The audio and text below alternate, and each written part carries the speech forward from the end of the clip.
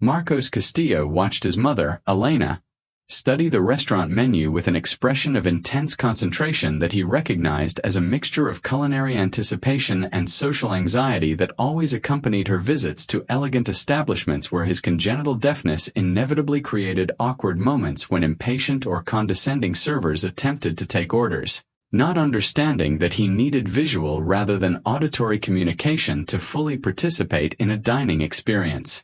That should be pleasurable but frequently became a painful reminder of the barriers that society created through its failure to accommodate functional diversity in ways that allowed deaf people to navigate public spaces with dignity comparable to that which hearing people took for granted without a thought of the privilege of effortless communication. "Mom, are you sure you want to stay here?" Marcos asked in Mexican Sign Language, which had been his first language learned since childhood as a hearing child of deaf parents who had prioritized the transmission of his natural language over social pressure to first teach him spoken Spanish, which the dominant society expected as a marker of proper assimilation to hearing majority norms. "Because we can go somewhere else if you prefer an environment where you know the staff is trained to communicate with you without making you feel that your presence is an inconvenience or a burden to their operational efficiency." His offer to leave the five-star restaurant in Mexico City's financial district where he had reserved a table to celebrate Elena's 70th birthday reflected both his intimate understanding of the emotional fatigue she experienced in spaces not designed for deaf people and his own accumulated frustration over 42 years of witnessing routine discrimination, which his mother faced with extraordinary dignity but which he knew caused psychological pain that no amount of wealth he had accumulated as the founder of a $3 billion tech empire could fully erase through reservations at exclusive restaurants or any other form of privileged access that money bought but did not transform fundamental social attitudes about normalcy and value. "No, let's stay," Elena signed with a determination that Marcos admired but also worried about because she knew the emotional cost of insisting on full participation in spaces that resisted accommodating differences rather than simply retreating to deaf communities where communication flowed naturally without constant negotiation over basic accessibility.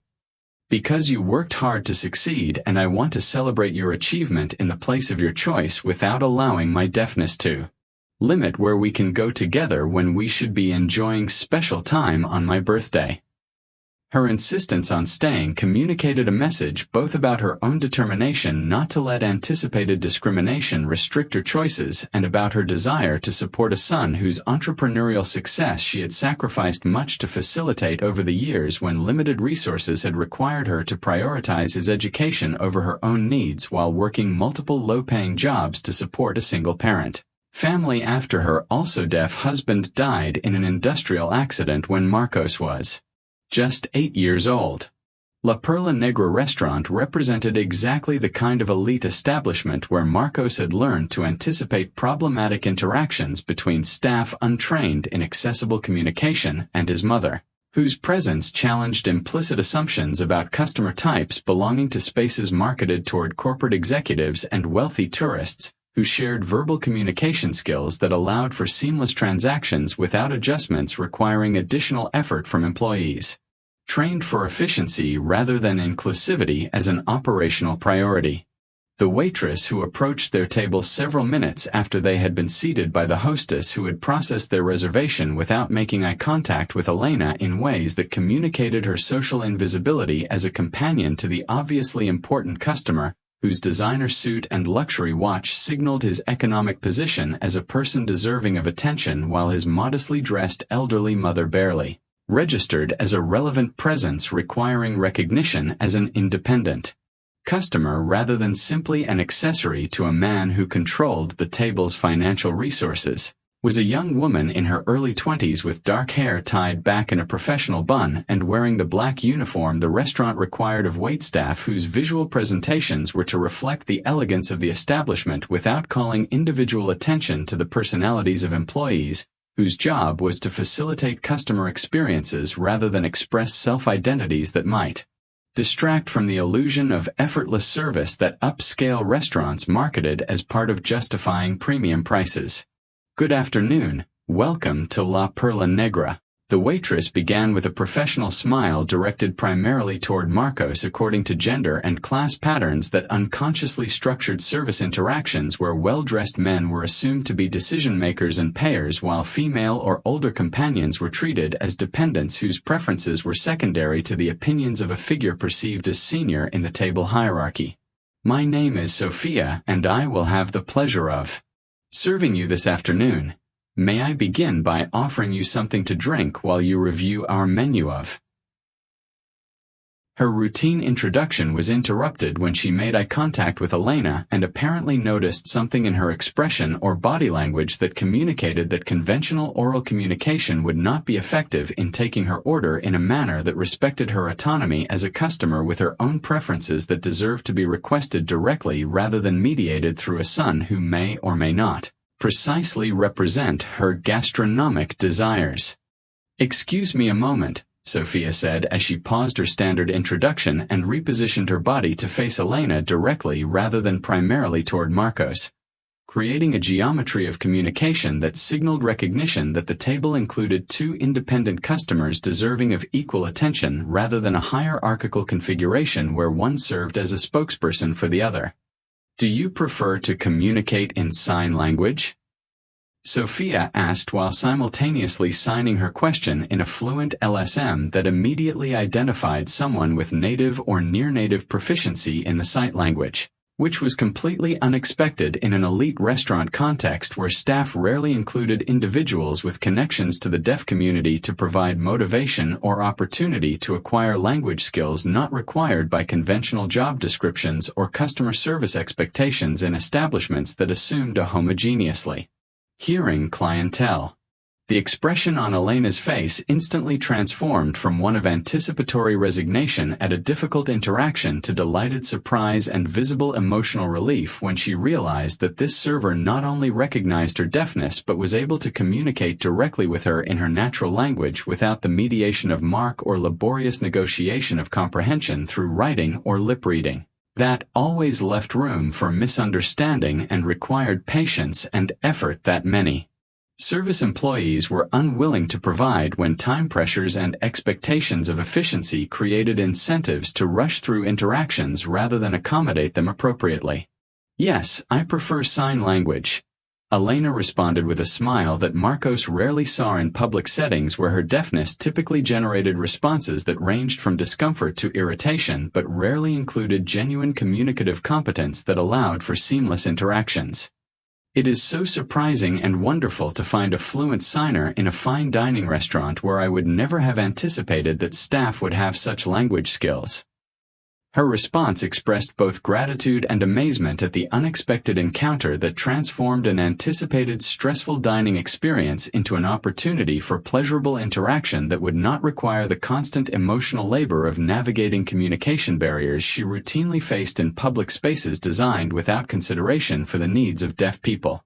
"It is my honor to be able to communicate with you in your language," Sophia responded, signing with grace that revealed not only technical competence but also a cultural understanding of appropriate protocols for respectful interaction with members of the deaf community who valued direct communication over third-party mediation that might distort intentions or reduce the autonomy of deaf people through forced reliance on hearing interpreters.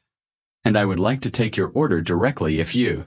are comfortable with me explaining our special options today and answering any questions you have about dish preparations or ingredients that might affect your personal dietary preferences." Her offer of direct service without assuming that Marcos would serve as an intermediary communicated fundamental respect for Elena's agency as an independent customer whose food decisions deserved to be solicited without filters that might compromise her ability to fully express her culinary preferences or dietary restrictions. Marcos watched the interaction between his mother and Sophia with a mixture of emotions that included relief that the birthday celebration would not be ruined by painful encounters with discrimination or communicative incompetence, curiosity about how this young waitress had acquired such impressive fluency in LSM when most hearing people never learned sign language even after casual exposure to deaf people in public settings, and something deeper that he could not immediately name but that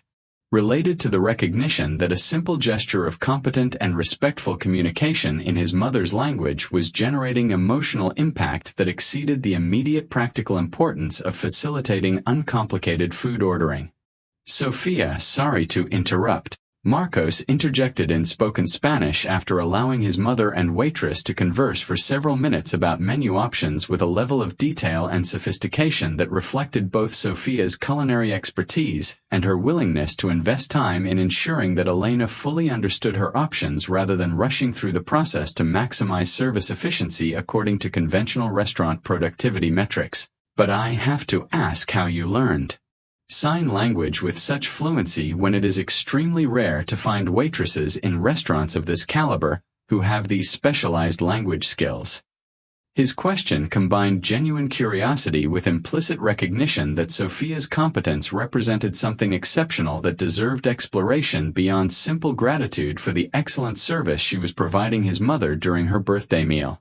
My younger sister Daniela is deaf, Sophia explained as she continued signing so that Elena could continue the conversation instead of being excluded through a switch to oral communication among hearing people that typically marginalized deaf people during group interactions where the majority used a modality that was not accessible to deaf participants. And sign language is my first language along with Spanish because my parents decided that our entire family would learn LSM when Daniela was born so that she could be fully included in family communication from infancy instead of forcing her to adapt exclusively to the hearing world through oralism, which would have been more difficult for her and limited her ability to fully develop language during a critical window of early language acquisition. His explanation of family history provided context for understanding not only his technical fluency in LSM, but also his apparent cultural understanding of the deaf community's values and communication preferences, which was reflected in how he structured his interactions with Elena from the initial recognition of her deafness to his ongoing decision to sign while speaking in order to maintain bimodal accessibility that allowed for full participation of all in the conversation rather than creating divisions between those who could and could not access information shared orally. That is extraordinary. Marcos responded with appreciation that reflected both personal gratitude for the positive experience Sophia was creating for his mother and a broader recognition that the story she was describing represented a familial commitment to inclusion that exceeded Mexican cultural norms where deaf children were frequently marginalized even within their own families by the failure of hearing relatives to learn sign language. That would facilitate fluent communication, because, from my experience as a child of deaf parents, I know that many hearing families with deaf children make no effort to learn sign language competently but instead expect the deaf child to do all the work of adapting to the hearing world through lip reading or technological devices that never provide full communicative access comparable to what sign language allows when used fluently by all participants in interaction.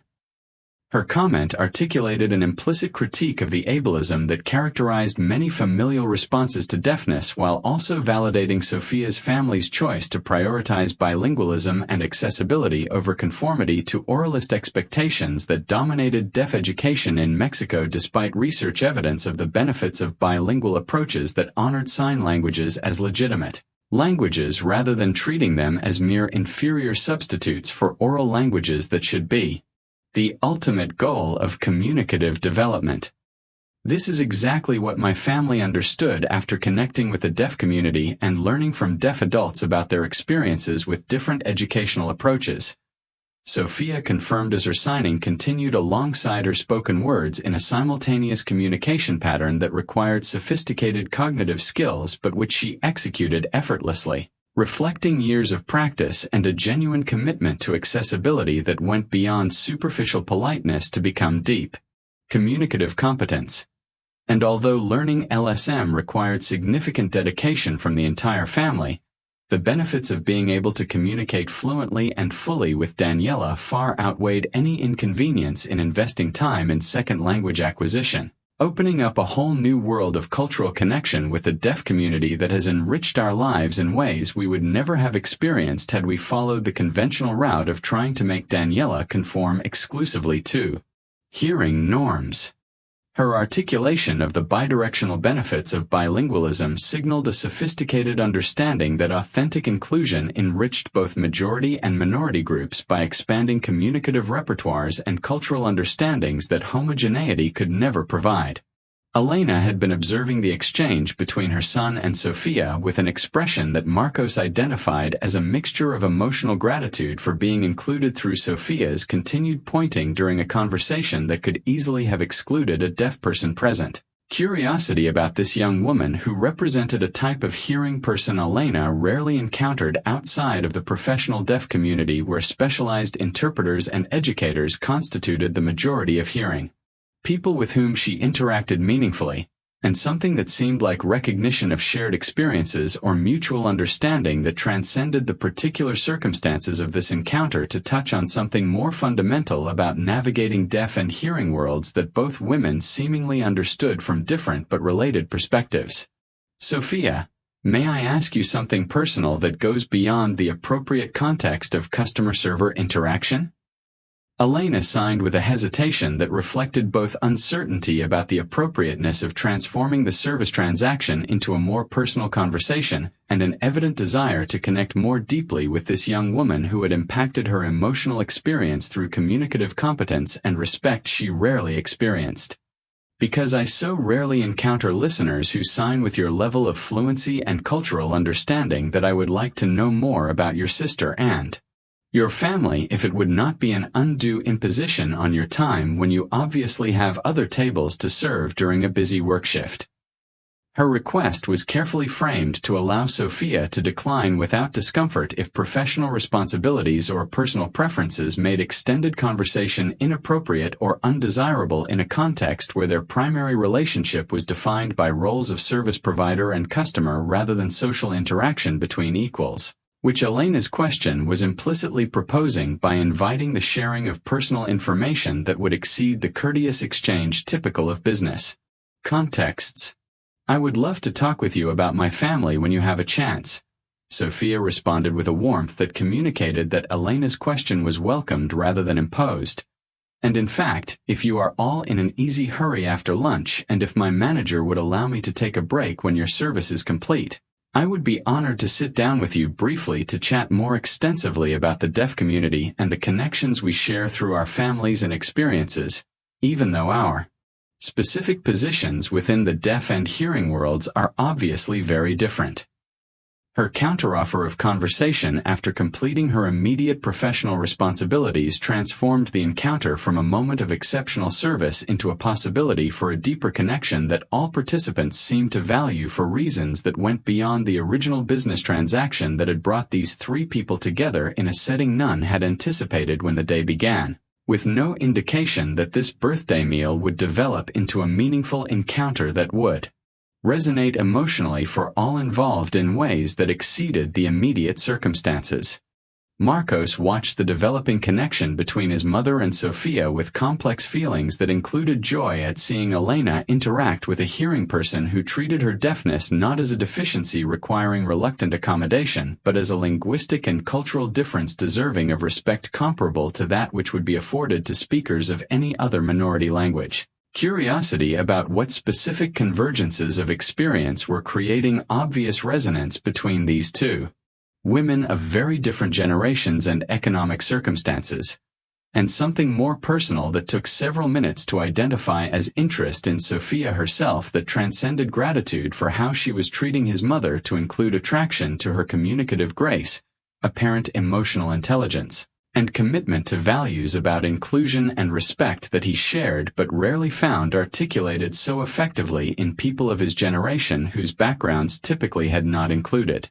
significant exposure to perspectives from disability communities that challenged dominant ableist assumptions.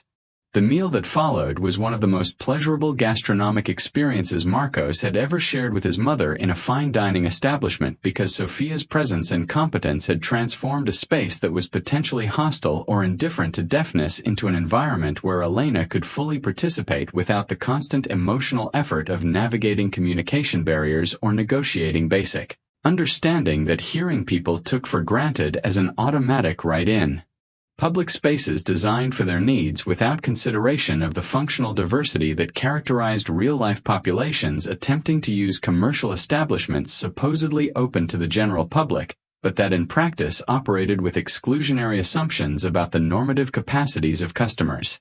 The extended conversation that developed after the meal when Sophia joined Marcos and Elena at their table during their 30-minute break revealed convergences of experience and perspective that neither participant had fully anticipated when the encounter began as a routine customer service interaction. My sister, Daniela, is now 22 years old and finishing her bachelor's degree in graphic design at a public university, where she has faced many accessibility barriers that should not exist at an institution that is supposedly committed to inclusion but in practice does very little to ensure that deaf students have equal access to education through the provision of competent interpreters or accessible materials. Sophia shared, signing off on a story that clearly frustrated her out of a combination of love for her sister and outrage over the systemic injustices Daniela faced daily. And while she is incredibly resilient and determined, it should not require personal heroism to complete a college education, which should be accessible through appropriate institutional design rather than relying on ad hoc accommodations that she constantly has to negotiate with professors and administrators who view her deafness as an individual problem she needs to solve rather than an institutional responsibility to provide equitable learning environments. His critique of institutional ableism resonated deeply with Elena, who had faced similar barriers decades earlier when access to higher education for deaf people in Mexico had been virtually non-existent outside of limited specialized programs that assumed intellectual limitations based on deafness rather than recognizing that the difficulties deaf students faced reflected environmental and communicative barriers rather than reduced cognitive abilities. This is exactly what I experienced during my younger years when I tried to access education that would have allowed me to develop my intellectual potential,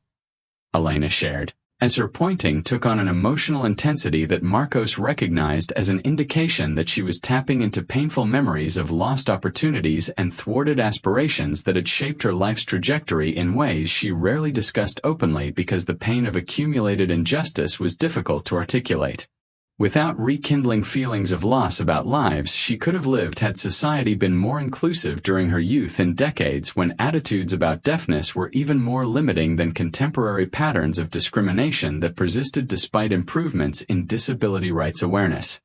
I eventually dropped out of formal education after primary school because teachers didn't know how to teach me effectively and because my family lacked the resources for specialized educational options that would have required moving to Mexico City or paying for private school, which we couldn't afford, she continued, her expression mixing sadness over lost opportunities with pride over the life she had built despite limitations imposed by educational barriers that had circumscribed her. Options in ways that continue to affect her economic and social standing decades after initial exclusions had closed off paths to upward mobility that education could have facilitated. Marcos had heard elements of his mother's educational history previously but never at the level of emotional detail he was sharing with Sophia, whose presence seemingly created safe space for vulnerability that Elena rarely expressed with her son, whose privileged life as a result of his own entrepreneurial success created experiential distance that made it difficult for her to fully share frustrations about injustices she had faced without feeling that she was diminishing her appreciation for opportunities he had provided her through his financial generosity that improved her material circumstances but did not erase the pain of historical or current discrimination that continued to affect her world experience. I deeply regret that you faced those barriers, Sophia responded with empathy that seemed genuine rather than performative. And while I obviously cannot change the past or compensate for opportunities that were unfairly denied you, I hope that the presence of more hearing people like my family who are learning sign language and who are committed to authentic inclusion rather than patronizing charity will eventually transform society in ways that will allow my sister's generation to experience less discrimination than hers faced during years when attitudes about deafness were even more limiting. Her expression of hope about future social change was tempered by a realistic recognition that progress had been slow and that even with improvements in disability rights awareness, deaf people continued to face significant barriers in education, employment, and access to public services that reflected persistent ableism that decades of activism had challenged but not fully eliminated. "The difference I see between my experience and your sister's," Elena observed, her tone combining pessimism about the speed of social change with appreciation for the incremental improvements that had occurred, "is that at least there is now more recognition of sign language as a legitimate language and more institutional efforts to provide access through interpreters and technologies that didn't exist when I was young, although implementation of accessibility policies is frequently inadequate and inconsistent in ways that mean deaf people still need to constantly fight for rights that should be automatically guaranteed in a truly inclusive society." Her nuanced assessment of partial progress avoided both complete cynicism about social change and naive optimism about the current state of inclusion that overestimated improvements while underestimating the ongoing work required to achieve genuine equity. Marcos had been listening to the exchange between his mother and Sophia with growing appreciation for the depth of understanding Sophia demonstrated about the complexities of navigating institutional and societal ableism that went beyond linguistic competence to reflect a critical consciousness about disability politics that he typically associated with activists or specialized academics rather than waitresses working in elite restaurants where exposure to sophisticated social analysis would be unlikely, except that Sophia had clearly developed perspectives through the lived experience of supporting her sister through educational and social systems that were not designed for deaf people despite official rhetoric about inclusion and equity. "Sophia, I have to confess that I am impressed not only by your fluency in sign language but by your obviously sophisticated understanding of the systemic barriers that deaf people face," Marcos commented, trying to articulate what distinguished his responses from the superficial politeness that many hearing people who had learned some LSM displayed without developing a deeper understanding of deaf people's experiences or commitments to social justice that went beyond the individual inclusion of deaf family members. "And I'm wondering if you have considered using your skills and knowledge in ways that go beyond your current work in hospitality to contribute to broader efforts to improve accessibility and opportunities for the deaf community in Mexico, where needs continue to dramatically exceed available resources." His question was simultaneously an expression of admiration for Sophia and an implicit invitation to consider the possibilities that her combination of language skills and social awareness might enable if she had access to resources and platforms that would amplify her impact beyond one-on-one interactions with occasional deaf restaurant customers. "I've honestly thought about it, but my options are limited by the economic realities of needing to work full-time to support myself while also financially contributing to Daniela's education, whose scholarships cover only a portion of her college expenses." Sophia responded with a pragmatism that recognized the tensions between social service aspirations and economic survival needs that characterize the lives of many working-class people whose commitment to social justice was circumscribed by familial responsibilities and material limitations. "And while restaurant work is not my ultimate passion, nor does it fully utilize my sign language skills in the most impactful ways, tips are significantly better than what I would earn in many positions in the nonprofit sector where disability inclusion work typically occurs but where compensation is rarely sufficient to support a single person, much less support a family." Her explanation of the structural constraints that informed her current work provided context for understanding that choices about how to deploy skills were not simply matters of personal preference but were shaped by the political economy of social justice work, which typically paid poorly while expecting dedication that assumed economic independence or privilege that allowed working for unlivable wages in the name of commitment to causes. Marcos processed Sophia's comment with a growing understanding that this afternoon's unexpected convergence represented not only a pleasant moment of exceptional service but also a potential opportunity to utilize his own resources in ways that might facilitate Sophia's contributions to accessibility work that clearly mattered to her but that economic barriers made difficult to pursue through conventional channels of social sector employment, where mission was rarely aligned with adequate compensation. "Sophia, how would you feel about discussing the possibility of working together on a project that would utilize your skills and knowledge in ways that would provide compensation comparable to what you currently earn while also allowing you to contribute more directly to improving accessibility for the deaf community?" he proposed, An idea forming in his mind about how his financial resources and business connections could be combined with Sophia's expertise and cultural understanding to create an initiative that would benefit not only his mother and sister but the broader community of deaf people facing similar barriers. Specifically, I have been considering establishing a foundation focused on improving digital access and employment for people with disabilities, and I would need someone with your unique profile of linguistic proficiency and social understanding to help design programs that truly respond to community needs rather than imposing solutions that hearing or non-disabled people imagine would be helpful without genuine consultation with those most affected by the barriers we are attempting to address.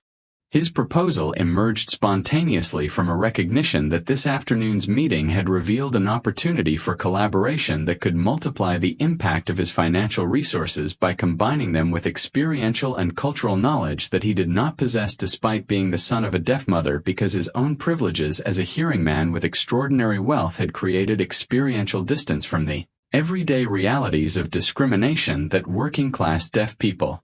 routinely faced without the resources to fully mitigate the effects of institutional ableism through the purchase of private accommodations or access to elite networks that his position afforded him, but that the majority of the deaf community could not access regardless of their personal abilities or aspirations.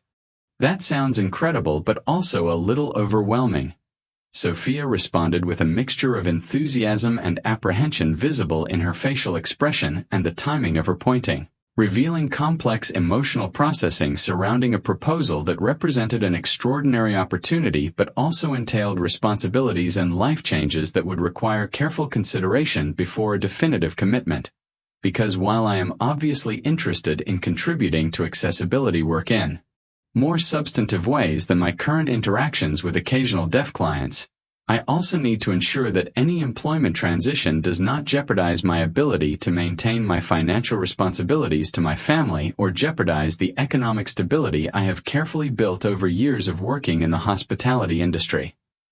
Her articulation of practical concerns reflected a maturity in balancing idealism with realism, which Marcos admired because it recognized that career changes motivated purely by passion without consideration of material consequences frequently led to difficulties that limited the sustainability of commitment to social work when economic pressures eventually forced a retreat to more lucrative jobs that might not provide comparable fulfillment but did facilitate financial survival. I completely understand and would not expect you to make an immediate decision on a proposal that arose spontaneously during a casual conversation, Marcos assured, while acknowledging that she had introduced a significant life-changing possibility without adequate preparation or sufficient information to allow for an informed assessment of the opportunity and associated risks. But I would at least like to have your contact information so that we can continue the conversation once you have had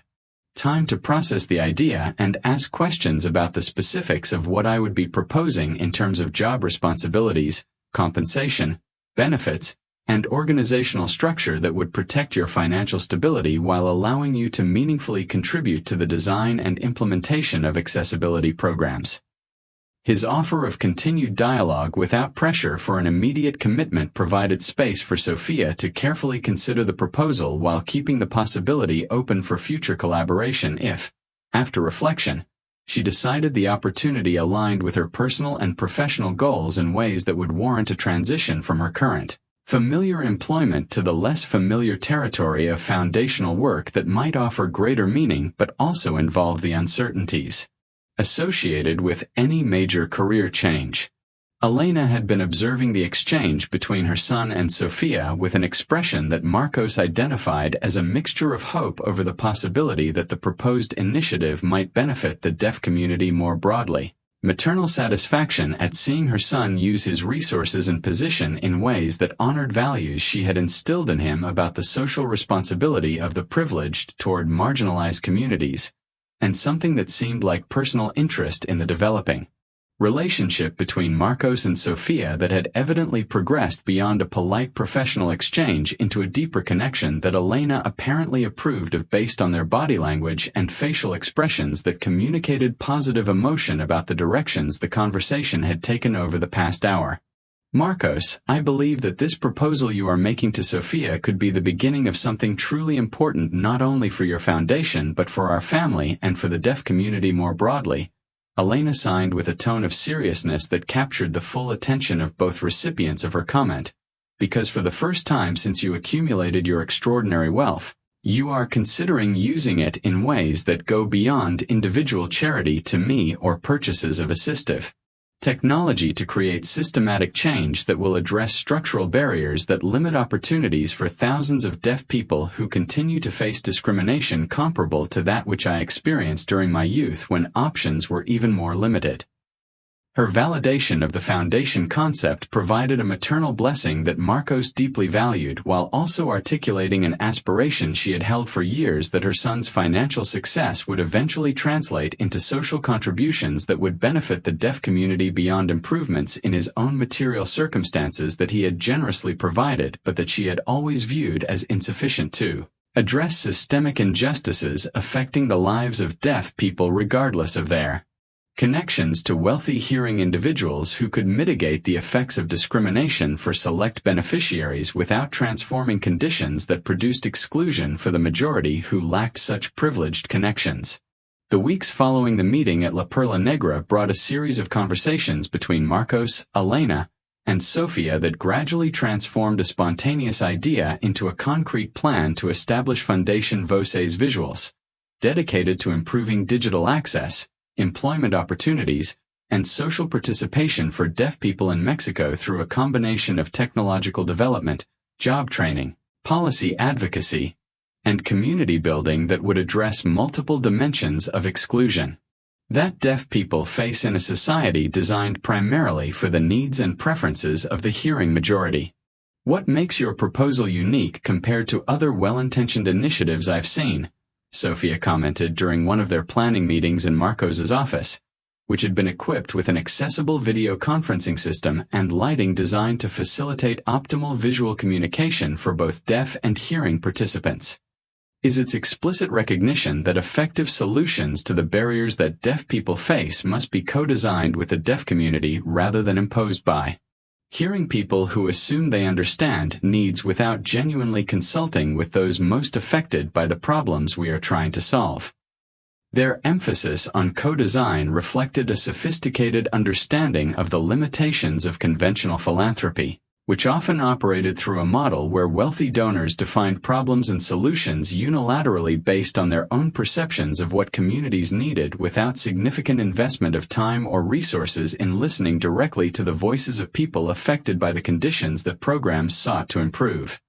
Exactly, and that's why your role in the foundation will not simply be that of an occasional consultant but that of a co-director with equal authority over strategic directions and operational decisions. Marcos clarified as he formalized a governance structure that distributed power in ways that would prevent domination by his hearing perspective or unilateral use of his control over financial resources to impose views that were not adequately informed by the experiential expertise of deaf people. And in addition to you, we will be recruiting several deaf community leaders, including your sister Daniela, if she's interested, to serve on the board of directors that will oversee the foundation's work, with a majority of members being deaf people, to ensure that primary accountability is to the community we are trying to serve rather than to donors or external stakeholders whose priorities might diverge from the real needs identified by the community. His commitment to a community-led governance structure represented a significant departure from conventional philanthropic norms, where wealthy donors typically maintained decisive control over organizational directions regardless of rhetoric about community engagement that rarely translated into a genuine transfer of power from elites to beneficiary populations. Elena actively participated in planning conversations by contributing perspectives based on her decades of experience navigating society as a working-class deaf person whose life trajectory had been profoundly shaped by educational and employment barriers that the foundation would eventually seek to address through multi-level interventions. One of the most important things the foundation could do, Elena suggested during a brainstorming session on program priorities, would be to create a mentoring program that connects young deaf students with successful deaf adults in various professions so they can see role models who demonstrate that deafness does not limit intellectual or professional potential when environmental barriers are appropriately addressed through accommodations and when deaf people have access to quality education and employment opportunities that recognize their abilities rather than assuming limitations based on ableist stereotypes. Her proposal reflected an understanding that young people's aspirations and self-concept were significantly shaped by the availability of examples of achievement that demonstrated possibilities beyond dominant narratives about what people with particular disabilities could achieve when society imposed artificial limits based on assumptions about disabilities rather than creating conditions that allowed diverse talents to flourish. This is brilliant and completely aligned with research on the importance of representation and mentorship for the development of positive identities and realistic but not artificially limited ambitions, Sophia stated while taking notes on an idea that she immediately recognized as a valuable component of the Foundation's programmatic portfolio. And we could combine mentorship with paid internships at companies that we commit to training on how to create inclusive work environments where deaf people can contribute effectively when provided with appropriate accommodations such as interpreters, accessible technologies, and organizational cultures that value diverse communication rather than expecting complete assimilation to hearing norms. His expansion of Elena's idea into a more comprehensive program that would include practical work experience along with mentoring demonstrated a synthesis skill that Marcos valued as an indication that Sophia possessed organizational leadership capabilities that justified the co-director role he was proposing for her rather than the subordinate position that a conventional hierarchical structure would have, dictated based on differences in formal educational credentials and prior experience in managing complex organizations. The months following the official launch of Foundation Voce's visuals brought validation of the collaborative model that Marcos, Elena, and Sophia had developed through an enthusiastic response from the deaf community, which had been extensively consulted during program design and saw the initiative as fundamentally different from previous efforts by hearing-led organizations that frequently imposed inadequate solutions without a deep understanding of real needs or genuine consultation with deaf people about preferences and priorities. We have received over 300 applications for our pilot program of 20 internship slots, Sophia reported during a board meeting. The applications included 5 deaf and 2 hearing members, including Marcos, whose minority position in governance had been intentional to ensure that decision-making control resided with people with lived experience of deafness, which indicates both a tremendous need for professional development opportunities for deaf youth and a growing trust in the credibility of our foundation as a result of our community consultation process, which has demonstrated genuine respect for the expertise of deaf people rather than assuming that hearing people know best what the community needs. Their analysis of positive responses connected recruitment success with the legitimacy the Foundation had earned through authentic engagement with deaf community leaders from initial conceptualization through implementation, which continued to prioritize deaf voices throughout all phases of program development and evaluation. What I find particularly exciting, contributed Daniela, who had accepted a board position after completing her bachelor's degree and who brought the perspective of a deaf young adult navigating the education-to-employment transition that many program participants would experience, is the diversity of professional fields that applicants are interested in exploring, from technology and design to education and the arts, that challenges narrow assumptions about the types of work deaf people can successfully perform when provided with appropriate accommodations. Their observation of applicants' broad aspirations validated the Foundation's philosophy of rejecting artificial limitations on what deaf people could achieve while recognizing that realizing potential depended on creating accessible conditions rather than solely on individual motivation or heroically overcoming barriers that shouldn't exist in truly inclusive societies. The impact of the Foundation's work extended beyond the direct beneficiaries of the programs to the gradual transformation of attitudes and practices of participating employers through exposure to the capabilities of deaf interns that challenged stereotypes that had often prevented serious consideration of deaf candidates for positions requiring skills that deaf people possessed but that employers assumed would be Inaccessible because of deafness without recognizing that with appropriate accommodations competency could be fully demonstrated. 3 out of 5 companies that participated in the pilot cohort have offered permanent employment to deaf interns after completing the program. Marcos reported with evident satisfaction during a public presentation about the first-year results that had attracted media attention and business interests interested in replicating the model in their own industries.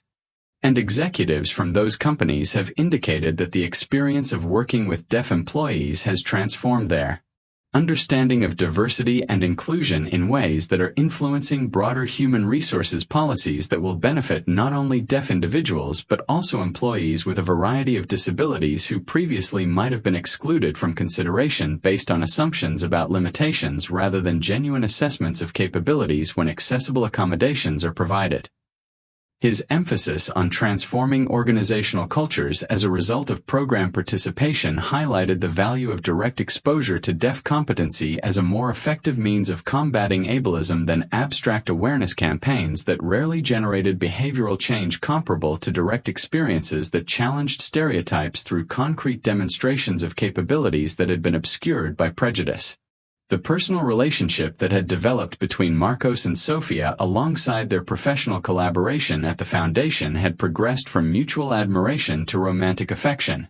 which the two had carefully navigated to ensure that the personal dynamics would not compromise the integrity of their working partnership, which required frank communication and collaborative decision-making unencumbered by romantic hierarchies that could reintroduce problematic power dynamics that the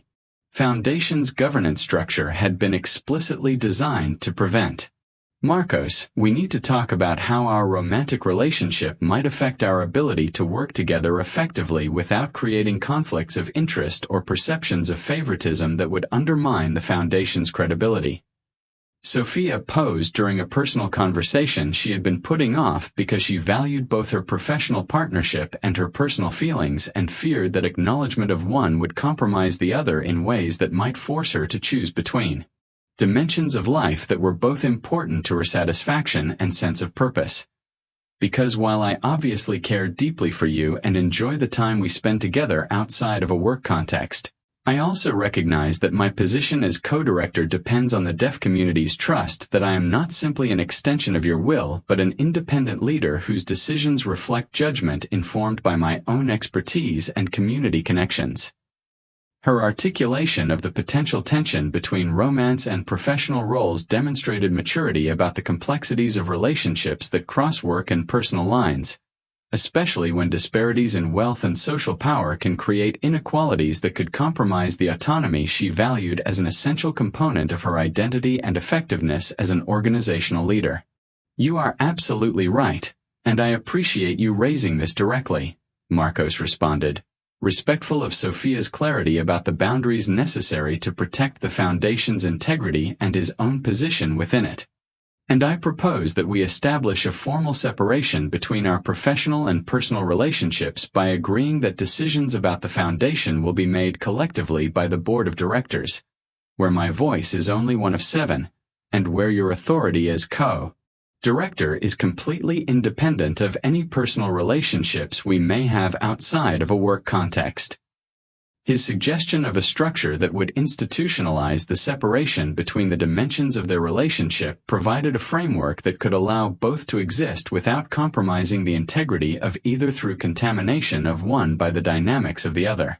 Elena, who had observed the developing relationship between her son and Sofia with growing approval based both on personal affection for Sofia and on recognition that the partnership represented an alignment of values and visions that honored the memory of Lucia, who had shared similar commitments to social justice, contributed perspectives that validated the importance of carefully navigating the intersection of romance and professional work together. What the two of you are building together professionally is too important to the deaf community to allow romantic relationship complications to jeopardize it, Elena noted during a family conversation that included discussion of Marcos and Sofia's developing relationships. But I also believe that your ability to work so effectively together reflects a deep compatibility of values and visions that provides a solid foundation for a personal partnership that could enrich both of your lives. while also strengthening you as foundational leaders through mutual support and a shared understanding of the challenges you face in trying to create meaningful social change. Her blessing of a relationship combined pragmatism about risks with optimism about possibilities based on observation of the characters of both individuals and the quality of their collaboration over a year of intensive work that had demonstrated compatibility and mutual respect that she considered essential ingredients of both an effective professional partnership and a satisfying personal relationship. The following years validated the vision that an unexpected convergence at La Perla Negra had catalyzed through the expansion of Fondation Voces Visuals into a nationally recognized organization that had transformed the lives of hundreds of deaf people through programs that addressed systemic barriers to education, employment, and social participation, while also influencing public policy and business practices in ways that benefited the deaf community more broadly.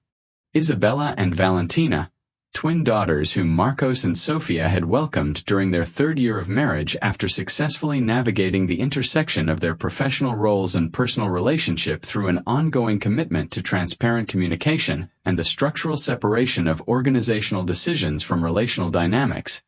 were being raised bilingual in Mexican Sign Language and Spanish, with Abuela Elena and Tia Daniela providing immersion in deaf culture that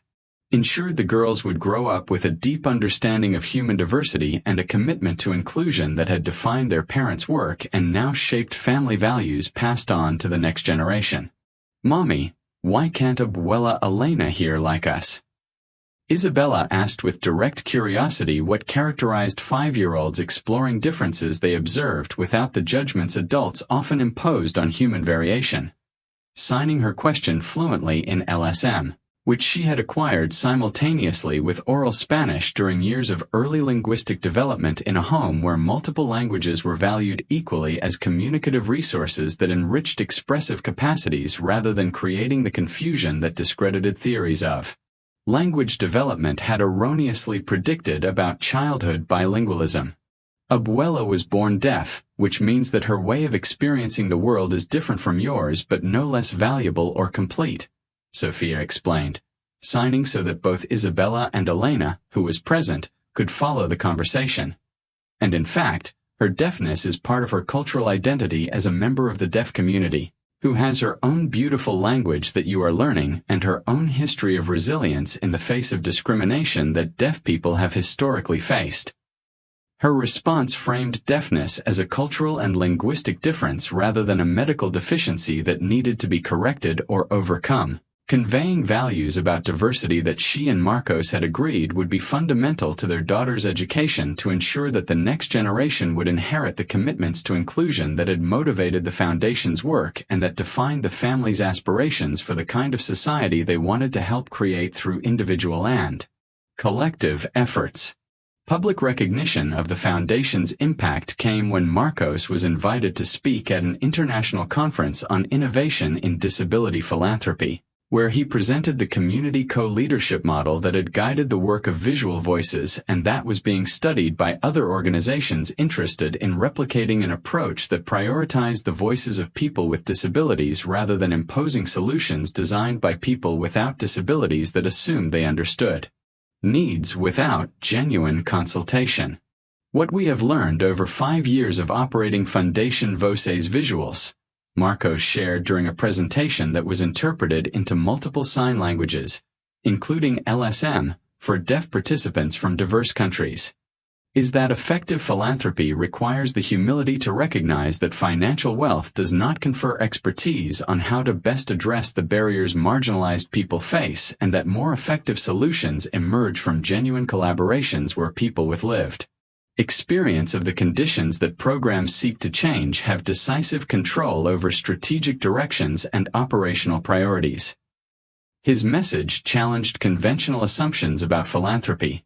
where wealthy donors typically exercise unilateral control over resources based on the belief that financial success demonstrated a superior ability to identify social problems and design effective interventions, without requiring meaningful accountability to beneficiary communities whose voices were frequently marginalized in decision-making processes that affected their lives.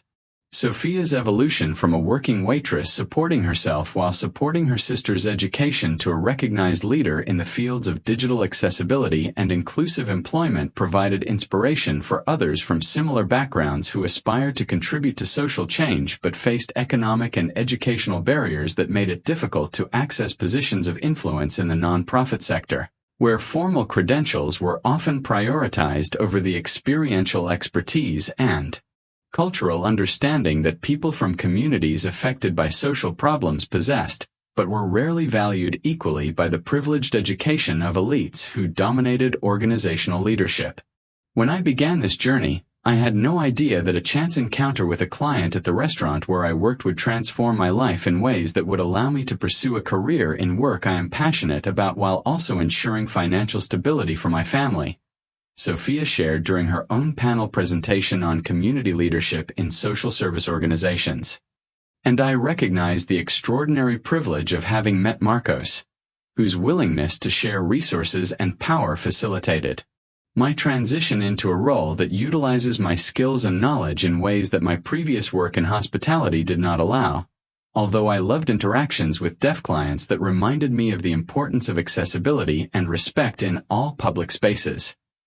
Her acknowledgement of Marcos's role in creating the opportunity was balanced by an emphasis on her own hard work and substantive contributions that justified the trust he had placed in her through an initial offer of collaboration that could easily have been an act of patronizing charity rather than genuine recognition of the value that her expertise and perspectives brought to the design of an initiative that required leadership from someone with her unique profile of language skills and cultural understanding.